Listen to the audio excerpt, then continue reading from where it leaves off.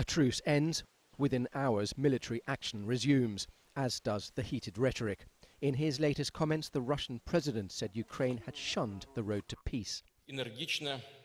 Our country will continue to energetically protect the rights of ethnic Russians, our compatriots abroad, using all means at our disposal, from political and economic to the right of self-defense.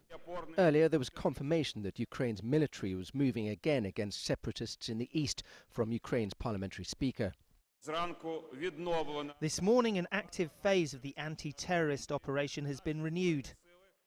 Our armed forces are launching strikes against the terrorist bases.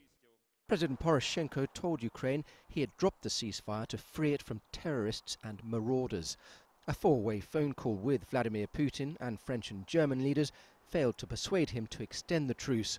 Ukraine says 27 of its servicemen have been killed since the ceasefire began on June the 20th, and Poroshenko is facing growing pressure at home for more action. In the event, it came as little surprise, according to Michael Houston of CMC Markets.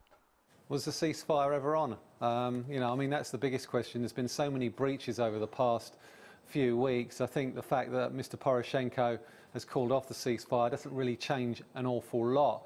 It may, though, increase the threat of sanctions against Russia.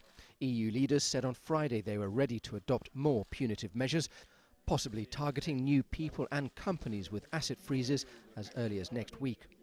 I think going forward, I think sanctions are very, very likely, simply because I think there's a perception on the behalf of EU and US leaders that Russia isn't doing enough to rein in the separatists, and I still think, and I think unless that dynamic changes, then I think this crisis is going to continue to rumble on in the background for quite some time to come.